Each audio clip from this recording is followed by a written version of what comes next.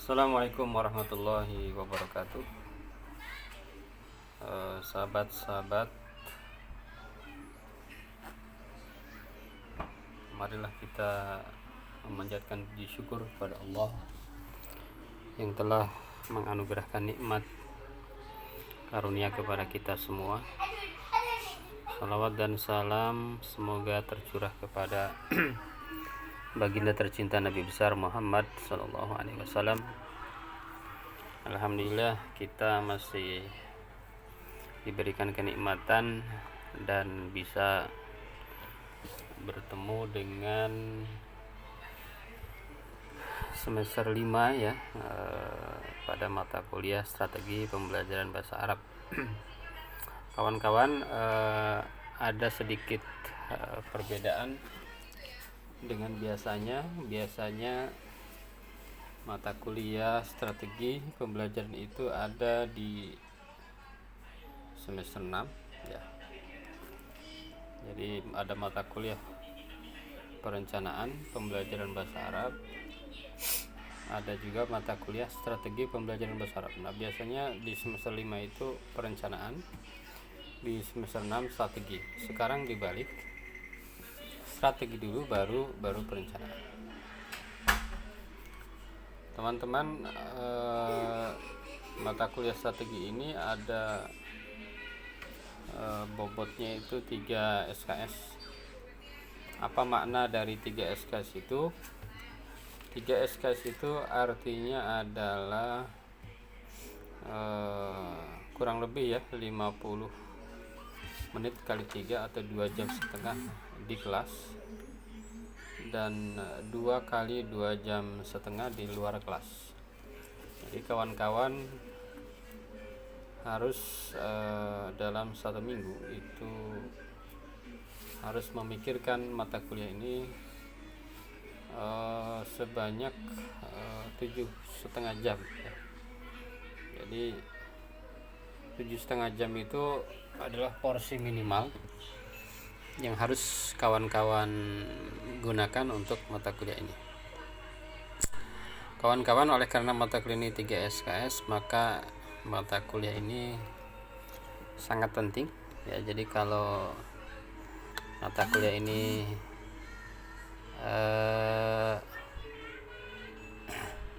karena mata kuliah ini 3 SKS, maka berbahaya kalau seandainya ada masalah dengan mata kuliah ini. Kenapa berbahaya? Karena ini ngaruh ke akademik teman-teman, karena 3 SKS dibanding dengan yang 2 SKS dari sisi SKS. Yang kedua, dari sisi prasyarat, kalau teman-teman gagal di mata kuliah ini, misalnya jarang masuk dan lain sebagainya, maka ini berbahaya di semester berikutnya. Teman-teman mungkin tidak bisa mengambil mata kuliah misalnya micro teaching. Jadi kalau micro teaching itu ada di semester 7, maka semester 7 nanti teman-teman baru bisa ngambil strategi. Nah, baru semester 9 teman-teman baru bisa mengambil mata kuliah micro teaching. Jadi itu telatnya minimal setahun. Jadi kalau seandainya di mata kuliah ini teman kita kurang serius ya dalam mempelajarinya. Kawan-kawan, mata kuliah ini adalah mata kuliah strategi pembelajaran bahasa Arab, di mana strategi itu adalah bagian penting yang harus kita miliki sebagai calon seorang guru. Kenapa? Karena ada 4 kompetensi guru profesional. Yang pertama adalah kompetensi pedagogik. Nah, ini strategi ini masuk ke kompetensi pedagogik. Jadi kemampuan kita mengenai kependidikan atau pembelajaran bahasa Arab. Nanti ada kompetensi profesional, mata kuliah seperti nahwu, shorof, balaghah ya, tadribat lughawiyah, muhadasah, istima, kalam, qiraah, kitabah, insya. Nah, itu masuk kategori kompetensi profesional. Jadi gitu ya. Jadi ini adalah kompetensi pedagogik. Dan inilah mata kuliah yang membedakan mungkin teman-teman dengan alumni BSA, Bahasa dan Sastra Arab, atau teman-teman berbeda dengan alumni Dirasat Islamiyah. Itu ya teman-teman ya. Jadi ini mata kuliah sangat penting untuk kita seriusi, sangat penting ada di pendidikan bahasa Arab, karena tanpa mata kuliah ini berarti hampir tidak ada bedanya kita dengan pesantren, hampir tidak ada bedanya kita dengan misalnya BSA, hampir tidak ada bedanya misalnya dengan jurusan Dirasat Islamiyah ya. Karena kita berada di bawah naungan Fakultas Tarbiyah. Oke kawan-kawan, karena ini adalah pertemuan pertama, saya ingin menjelaskan sedikit apa itu strategi pembelajaran. Strategi pada awalnya itu dipakai dalam dunia militer. Jadi strategi di dalam berperang, strategi di dalam menyerang, strategi di dalam bertahan ada di dalam dunia militer. Kemudian istilah strategi itu diadopsi oleh dunia olahraga. Kita mengenal misalnya strategi menyerang tiki taka, strategi parkir bus dan lain sebagainya. Itu strategi. Lalu apa itu strategi? Strategi itu adalah rencana garis besar untuk mencapai tujuan pendidikan dan pembelajaran tertentu. Jadi ada rencana garis besar untuk mencapai suatu tujuan pendidikan dan pembelajaran tertentu, atau cara jitu untuk bisa meraih tujuan yang tepat. Cara yang jitu untuk bisa meraih tujuan yang tepat. Jadi strategi itu adalah semua aspek ya, itu strategi ya. Semuanya itu bisa sukses kalau strateginya benar. Teman-teman bisa nanti kuliah tepat waktu kalau strateginya benar. Teman-teman bisa ya mencapai target yang diinginkan oleh teman-teman kalau strateginya itu benar. Oke teman-teman, kita langsung ke silabus. Karena mata kuliah ini adalah pertemuan pertama, maka kita akan ke silabus dulu ya, ke silabus yang akan kita kita pelajari mengenai mata kuliah ini ya. Mana tadi? Nah ini nih. Mata kuliah kita ini adalah mata kuliah strategi pembelajaran bahasa Arab, terdiri dari 3 SKS. Pengampunya saya adalah Raswan, MPD, MPDI. Nanti kita belum kenalan ya. Jadi untuk kenalan nanti kita coba. Ini ya. Oke, mata kuliah ini adalah mata kuliah fakultas sebetulnya. Cuma karena PBA ini memiliki ciri khas khusus dan tidak bisa dilakukan oleh orang yang nggak ngerti bahasa Arab, maka mata kuliah ini harus atau sebaiknya diampu oleh dosen PBA karena ada nanti kekhasan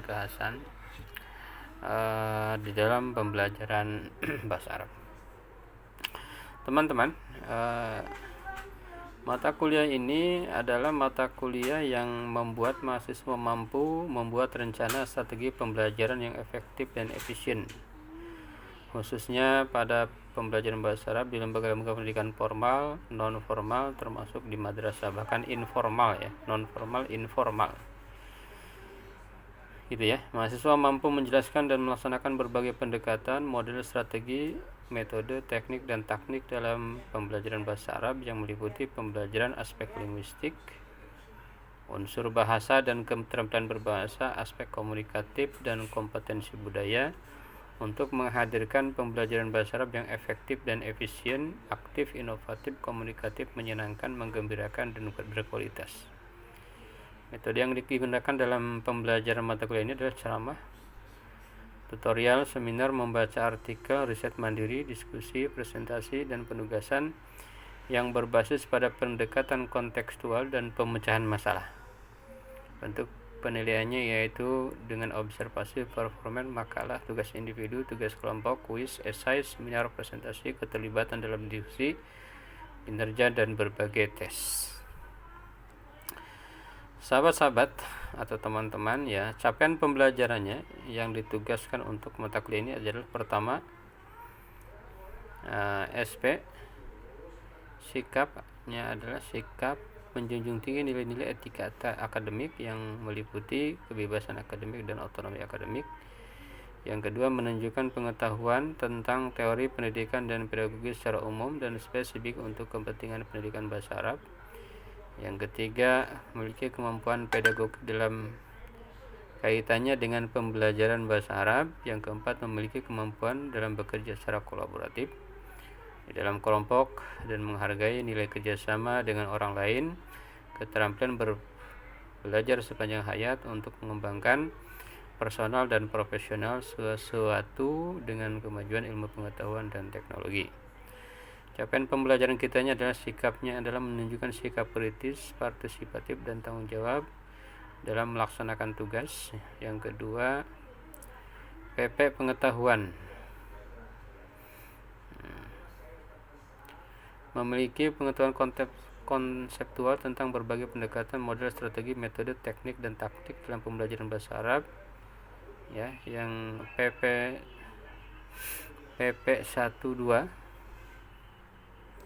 penguasaan pengetahuannya adalah memiliki pengetahuan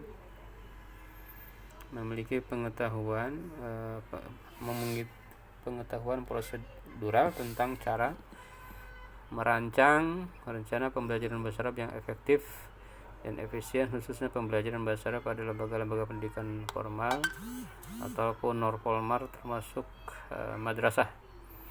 Terus terampil menyusun, mengembangkan, dan melaksanakan strategi dan model pembelajaran pada bidang studi bahasa Arab, memiliki kemampuan bekerja sama dalam tim dan belajar sepanjang hayat. Gitu ya. Kawan-kawan, untuk pertemuannya kita itu maksimal 14 di luar UTS, dan UAS ya. Di luar UTS dan UAS. Untuk pertemuan kedua ini nomor 1 ya, memiliki kemampuan menjelaskan, menganalisis, dan mengevaluasi konsep strategi belajar mengajar. Ini minggu depan. Dan ini insya Allah masih saya yang memberikan ceramah. Pertemuan ketiga dan keempat, teman-teman silahkan berkolaborasi. Jadi nanti PJ atau ketua membagi kelas kita menjadi 10 kelompok. Dari masing-masing kelompok ini nanti akan bertugas membuat makalah selama 2 minggu harus selesai.